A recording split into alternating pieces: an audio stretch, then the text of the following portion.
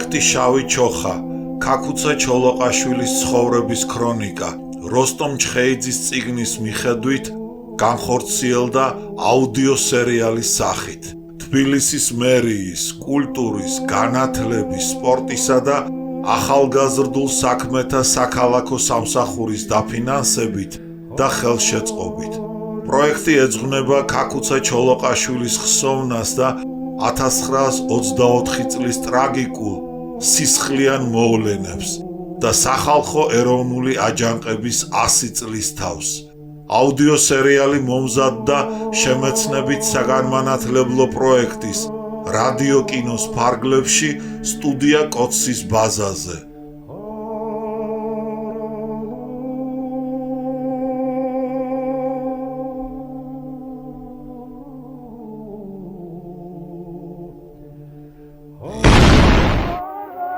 როსტომ ჩხეიძე, შავი ჩოხა, ქაქუცა ჩოლოყაშვილის ცხოვრების ქრონიკა.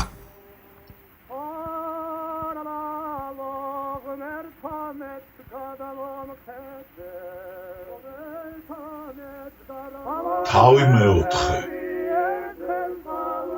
კაი ვაჟკაცია, გაიტანს ლელოს.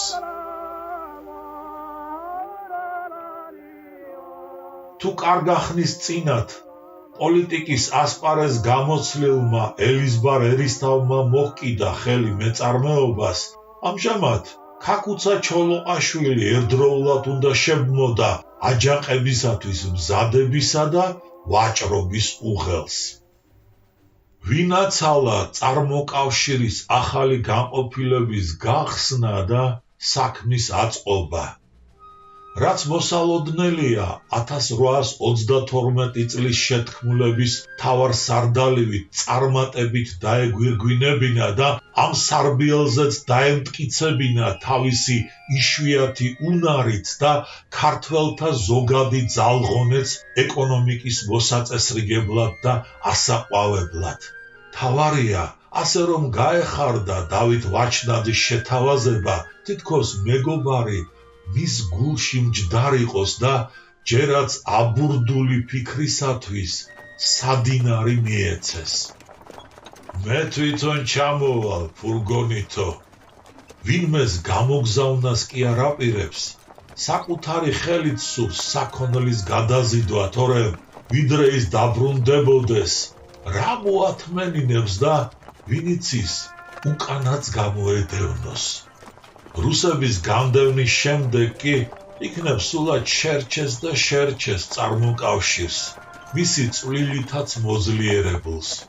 ვინაცალა, თორემ ამჟამად კი ეს სიფრთხილეც მართებდა. რაკიღა ქიზიყის მხარეც ჯაშუშებით დაქსელილიყო, ქაქუცას თავი უნდა მოეჩვენებინა ძველ მოკეიფედ. აკურციხესაც დროს სატარებლად რომ სწველდა, რაკიღა აქეთ სათავითაო ღვინოს სუნი ეკრა. კარგ დროს დაემთხვა, რომ მეორე დღეს მთავრდებოდა სოფელ გომართის წმინდა გიორგის ეკლესიის დღეობა. მაშ დილიდანვე მოინახულებდა აქაურ ნათესავ ნაცნობთა ოჯახებს, მერე გომარეთში ეჩვენებოდა ხალხს და საღამოს უკვე შეეძლო ოქროსფერი რაშით ქვემო მაჩხაანისაკენ გაეკუსლა ვასო თამაზაშვილის სახლში. დავით ვაჩნაძე და კოტე ჩოლოყაშვილიც რომ დახვდებოდნენ. ქაქუცას თვალები აუციმციმდებოდა და სიცილის გუნებაზეც დადგებოდა.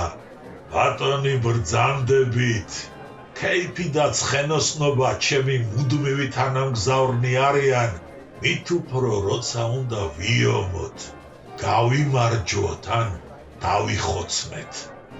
სიხარულით ორივე ხელით ვეჭიდები შენს გრძელ და სასიამოვნო გეგმას. ვასო თამაზაშვილს რომ შეუთვლი და შენს ნანატრ კაცს სტუმრად ელოდეო, ის ცას დაეწეოდა სიხარულით. ქაქუცა და დავითი ჯერ რამდენიმე ოჯახს სტუმრობდნენ, დარდიმანდული იერით და ყამწებსაც თამამად იყუდებდნენ. ეგა ცარიელია ის ყამწები, ოჯახის თავკაცთან შეთანხმებით. დავითი და კოტე გამოიპარებიან, გამზადებულ ცხენებს მოახტებიან და ჰაიდა და ვასო რომ გამოეგებებათ, ცოტა ხანში კიდევ 2 ცხენოსანი შემოიჭრება ეზოში, ქაქუცა და შალვა. ოჯახში 15 ქიზიყელს მოუყრია თავი, სიღნაღიდან, ბოდბედან, მაჩხაანიდან, მანავიდან და ანაგიდან. ყველა თვალებით ჭამს ქაქუცას. დავითი მათ მიყურადებია, და რა სიტყვიან, არაფერი გამომრჩესო. აი ვაშკაცია, გაიტანს ლელოს. თუ გინდა ვერ გაგვირეკოს რუსები, მაინც კაი ყაზახია. ეს 2 ხნიერი ქიზიყელის ხმებია. თამადად ცხადია ქაქუცას აირჩევენ. მისი სიტყვა პოლიტიკური პროგრამაა. თავით ბოლომდე გაუაზრებია, საიდან მოდის ეს მოდგმა, რა გზა გამოუვლია, რა ხვედრი რგებია, რისი ძალღონე შესწევს და რა მომავალი უნდა გამოიჭედოს თავისთვის მისი ისტორიის, მეობისა და სულიერი ენერგიის შესაფერისი. თვითონ ქაქუცას რავალი დაჰკისრებია და ვის იმედად ებმის ასეთ უთანასწორო ბრძოლაში. მტერი არასოდეს კლებია ქართველობას, მაგრამ რაც ბოლშევიკთა სახით მოვლენოდა ჩვენს ქვეყანას, ასეთი შემზარაობა ვერც ქაქუცას ამოეკითხა ისტორიულ მატიანეებში. ადამიანთა ცხოვრების ძირიანად გადაყირავება, მისი ოჯახური წესწყობილებისა, უარყოფარ ჯულისა, საკუთრებისა, ესე იგი, მე-20 განათლებულ საუკუნეში ქართველების ნადირად გადაქცევისა და საქართველოს მონადირე ბოლშევიკებისათვის სანადირო ტყედ გადაქცევისა. ნუ თუ ღვთისმშობლის საუფლისწულო ძველი ივერია და მისი გმირი ხალხი თავს გააპირუტყვებინებდა ვინმეს. რაღაც გინდოდა ასეთი სიცოცხლე, ხორცის ძაღლუმადური თრევა სამარემდე. და თუ ყოველთვის ფასობდა თავგანწირვა სამშობლოსათვის, ამჟამად ეს სწრაფვა სულაც დაუფასებელი გამხდარიყო ასეთ ვერ აგდა გამანადგურებელ მტერთან ბრძოლისას. და ძველი მოწოდებაც ქართველო ხელი ხმალს იკარ არასოდეს ყოფილა ასეთი ძლიერი და დროული როგორც ბოლშევიკური უღლის დადგმის ჟამს. ქიზიყელებო, საქართველოს განთქმულნო ვაშკაცნო და მეომრებო, ვიცი არცა თქვენ ჩამოუვარდებით დღეს დანარჩენ ქართველობას ამ ბრძოლაში, რომელსაც ალავერდის წმინდა გიორგისა და ბოდბის წმინდა ნინოს მფარველობით ვიწყებთ. მოვფინოთ მთა და ბარი ქართველ მეომართა რაზმებით და როცა დრო მომწიფდება, ერთად დავკრათ საზარელ მტერსა. ღმერთმა ქართველებს ეს წმინდა საქმე მოგვაგებინოს. ნიშანდობლივია წმინდა გიორგისა და წმინდა ნინოს მფარველობას რომ მინდობია ალავერდი და ბოდბე დაუსახავს სულიერი მისწრაფების ემბლემებად.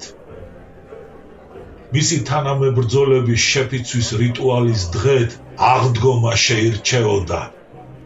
1924 წლის აჯანყების თარიღად ღვთისმშობლის დღე დაიდებოდა. თავისუფლების ძიება არაფრით განსხვავდებოდა ქაქუცა ჩოლოყაშვილისათვის საღვთო ომისაგან და ამიტომაც სჭვალავს ამ სიმბოლიკით.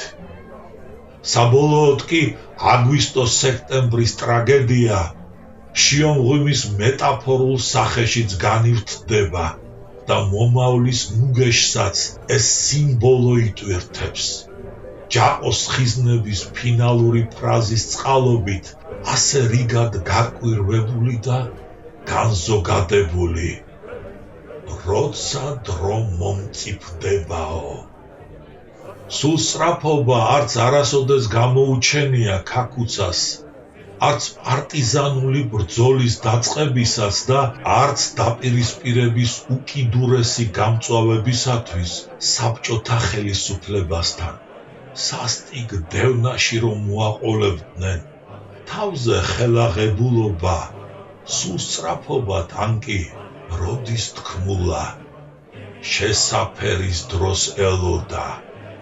არა ტატითა და ზოზინით, ბედავ, ვერ ბედავ, ბედავ, ვერ ბედავ და თვითონაც ვეღარ გაგირჩევია კეთილგონიერების ტაქტიკაა თუ გადამეტებული სიფრთხილე. ადრე თუ გვიან სიმხნევესა და ბრძოლის ჟინს რომ გაუნელებს ადამიანებს, არამედ იმ ჟინისა და მუხტის შენარჩუნება ყველაზე ხელსაყრელი ჟამისათვის, რომლის დადგომაც შენი ხელითაც უნდა შეამზადო, უფლის რჩევისა არ იყოს. მე როგორ გიშველო, ხელი თუ არ გაანძრიეო. როცა დრო მომწიფდებაო. ეს არ არის საზღვათაშორისო ნათქვამი ფრაზა და ჩვენი მხრივაც იოლად გადასატარებელი. აგვისტოს აჯანყების შეფასებისას ძალიანაც გამოგვადგება როგორც ქაქუცა ჩოლოყაშვილის პოლიტიკური მრწამსის გაცხადება. ღმერთმა დაგილოცოს გამარჯვების გზა და შენი წინაპარივით გაგვიძეხი წინო. ხნიერი ქიზიყელი რომ წამოდგება სასმისით ხელში, ყველას გულის თქმას გამოხატავს იმ ხრივაც, რომ ქაქუცას გვარისაც ძალიან ეიმედება, გარეგნულად კი თავის წინაპართა დასადარად წამოდგება და ძალით შესწევს ქადილისა.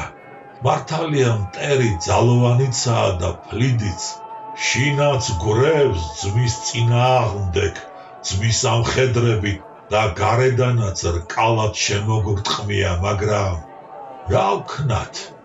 ხმა არა მოვიღოთ? მათი ურჯულოებისა, სიმრუშისა, ხალხის გავერანების ნათესის ნაყოფის ამოსვლას ველოდოთ? ეს ხომ გვიანი იქნება, უნდა თავიდანვე შევებრძოლოთ. ბრძოლაში დავმარცხდებით დღეს, რა ვუყოთ? ძალა აღმარცხა ხნავს, ნათქვამია, მაგრამ მტერს საქართველო მაინც აღმართად დაურჩება და არა დაღმართად ჩაგორებული. ხვალ ამ ბრძოლის დროშიც სხვა თაობა გამოვა. ჩვენ სისხლიან კვალს მიჰყვება და ასეთი ბრძოლითა ბოლოს და ბოლოს ამ ჩვენს გამსრეს ლოცს დაღმართისაკენ გააქანებს.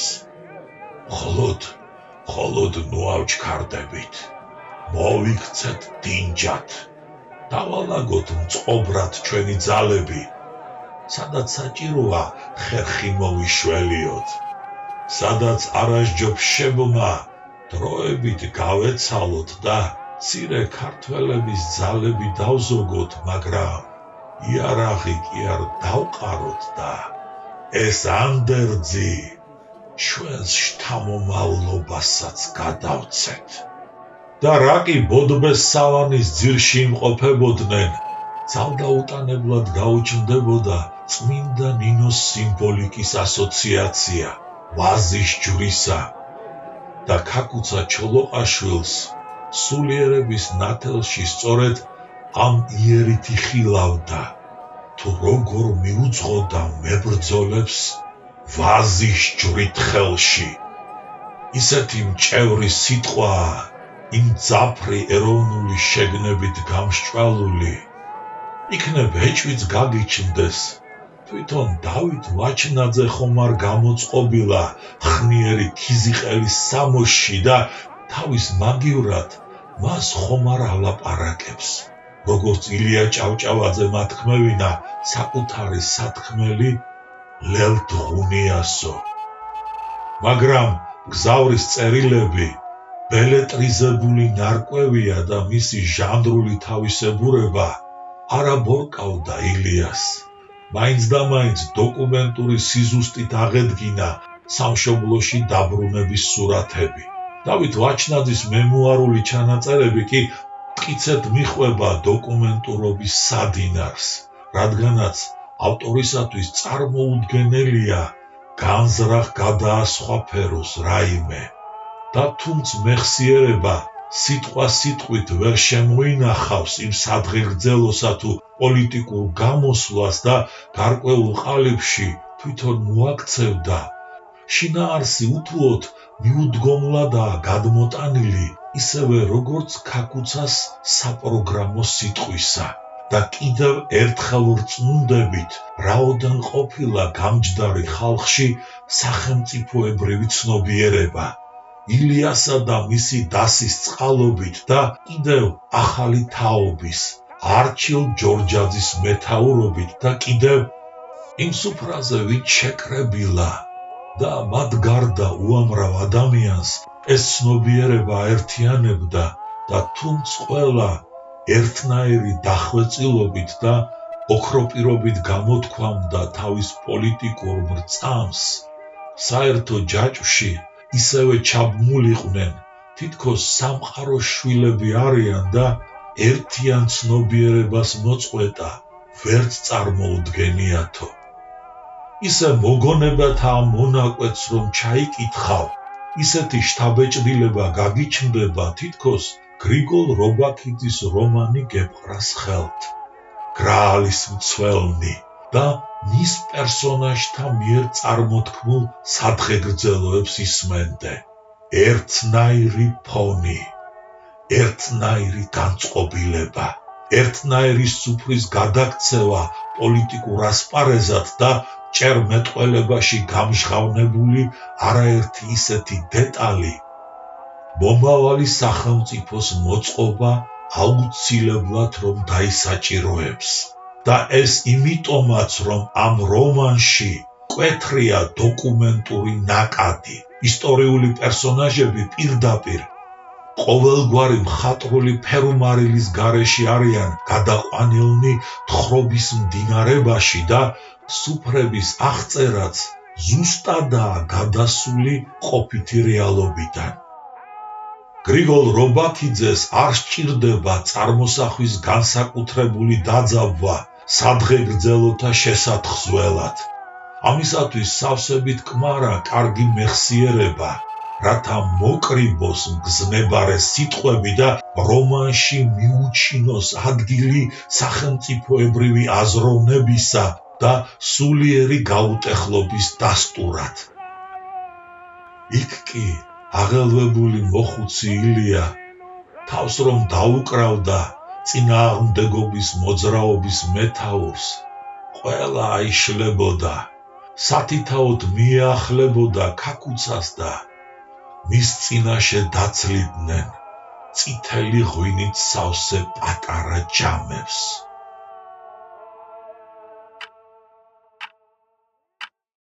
უშუალო სამოქმედო გეგმა შესამუშავებელი და შესათანხმებელი გახლდათ და მოლაპარაკება დაზუსტებაში კიდეც დაათენდებოდათ თავზე. გამთენიისას ქაქუცა თელავში დაბრუნებას გადაწყვეტდა და ცხენზე ამხედრებული დაიბარებდა. დათა, ერთ კვირაში მოვბრუნდები დაპირებული საქონლის წასაღებად. გელი, ლაკონურია დავით ვაჩნაძის პასუხი და ოქტომბრის დამდეგს ღამით დაკეტილ ალაყაფის კართან შემოესმოდა ხმამაღალი შემოძახილი და მსახური კარს რომ გააღებდა, ეზოში შემოგრიალდებოდა 4-ცხენიანი დიდი ფურგონი, კოფოდან კი გადმოხტებოდა მალაკნურ ყვითელ ტყავსა და ასეთივე ფაფახში გამოწყობილი ქაქუცა ჩოლოყაშვილი. მალაკნურ სამოსს რომ ახსენებს, იქვე კიდევ ერთხელ მოიშველიებს ამ სიტყვას ქაკუცას მოულოდნელი იერის ნათელსაყოფად, თანაც მალაკანს წინწყლებით შემოსავს და გრძნობ მეგობრულ შეღიმილებას. იმ წამიერსაც და დრამატული წლების გადასახედიდანაც შეღიმილებას. ცხოვრებაში თურმე ყველაფერს უნდა ელოდო ადამიანიო. საუკუნეთა სიღრმეში ალბათ რუსთაველიც ასევე შეღიმოდა ავთანდილს. სპასპეტი და მომავალი გვირგვინოსანი ეს როგორ გამოწყობილხარო. დათაჯან, ადრე დილითვე უნდა მივბრუნდე, ამიტომ საჩქაროდ უნდა დავტვირთო ფურგონი შენი მოცემული საქონლითა, რომ არ დავიგვიანო. გზითმელიან კაცები, არავინ უნდა გაიგოს ჩემი აქ ჩამოსვლა, უკვე გავარდა ხმა, მიხვდნენ რომ რაღაცას ვატრიალებთ.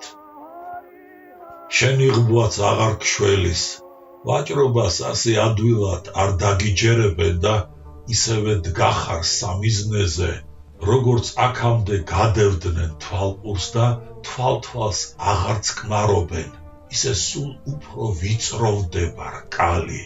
რიჯრაჟზევე დაიხმარებდა მასპინძელი მსახურს და სამივე მარდად დატვირთავდა უკვე ცხენებს შებმულ ფურგონს. მაშ ასე ქაკუცაო, ისე ეთხოვებოდა მასპინძელი, შვაგულ ომში რომ ემშვიდობებიან ერთურთს მებრძოლები, იქნებ აღარც გვიწერია ერთმანეთთან შეხვედრაო, ემშვიდობებიან თავშეკავებით, მაგრამ მოსალოდნელი დაღუპვის შეგრძნებით. შენი გამოსვლა შეუფარდე თბილისიდან მოცემულ ნიშანს. თუ ჩვენ ყველას დაგვიჭერენ, მაშინ ხომეს იქნება შენთვის ბუნებრივი ნიშანი. მებრძოლ ქართველთა ქვეყანა უპატრონოთ არ უნდა დარჩესო. დავით ვაჩნაძეს თავისი გზა აქვს და თუნდაც ამ გზამ ციხის კედლებამდე მიიყვანოს, ტყეში არ გაიჭრება, ყოველ შემთხვევაში ჯერჯერობით. და თუ ქაკუცაც ამასვე აპირებს, არ გამოაკლდეს თანამოაზრეთა წრეს და მათთან ერთად გაიზიაროს პატიმრობის ხვედრი. ეს იქნება უდაო შეცდომა და ამას აფრთხილებს მოარებით მასპინძელი. ქვეყანა უპატრონოთ არ უნდა დარჩესო. დაე დავითი თბილისში დაბრუნდეს, ქაკუცამ კი დაე აღმა დაღმა იტრიალოს კახეთში, ოღონდ ისე რომ სულ ტყისაკენ ეჭიროს თვალი. როდის გადაასწრებს კვალში ჩამდგართ. თუმცა მასპინძელს გონია რომ ეს მხოლოდ მაშინ მოხდება, როდესაც თბილისში ერთიანად წამოკრეფენ სხვადასხვა პარტიის წევრებს და მიხეილ ჯავახიშვილის მიერ ნაწინასწარმეტყველ გზას გაუყენებენ. თითქოს ბოლშევიკები მოვალენი ყოფილიყვნენ, რომ ეს თანმიმდევრობა დაეცვათ და მანამდე არ ეკაცათ ხელი ქაკუცა ჩოლოყაშვილისათვის, ვიდრე პროტესტანტთა წრის დარბევას შეუდგებოდნენ დამხობილ დედაქალაქში. ეს იქნება შენთვის ბუნებრივი ნიშანიო, ბუნებრივიც და გულის დამკოდიც. გადაეხველოდნენ გამომშვიდობებისას. ქაკუცა ახტებოდა კოფოზე და 4 ფეხმალი რაში გააგრიალებდა ძიმე ფურგონს თელავისაკენ. დავითს მეგობრები მალევე დაიბარებდნენ თბილისში და წასვლამდე ბოდბის მონასტრის, თურმე უკანასკნელ იღუმენ ნინოს რომ მოინახულებდა თავის მამიდას. ის წმინდა ნინოს საფლავზე დამხობილი და ხურვალედ მლოცველი, ჩამთავრებისთანავე შემოსტირებდა ძმის წულს. სასწავლებელი მიგვიკეტეს, ბავშვები გაგვირეკეს, ალბათ მეც მალე გამაგდებენ აქედან და წმინდა ნინოს საფლავს უნდა დაეპატრონონ ურჯულო, უზნეო ადამიანები. ნუ თუ ქართველებში აღარ მოიპოვებიან თავდადებული მორწმუნენი ქრისტესი, თაყვანის მცემელნი, მათი განმანათლებლის ნინოსი, რომ დაიცვან თვისი ჯვარვაზის სამშობლო, მოიპოვებიანო. ეს გონების თვალს მიმოატარებდა თანამზრახველთა უსასრულო წრეს, რომლის სათავეშიც მალაკნურ სამოსში გამოწყობილი კაცი ილანდებოდა. ნიღბის გამჭვირვალობა მალევე რომ მიატოვინებდა ფურგონს. ნიავს მიჰქონდა დავით ვაჩნაძის ფიქრი, შავად მღელვარი. იღუმენის მწარე ქვითინიც მიჰქონდა ნიავს.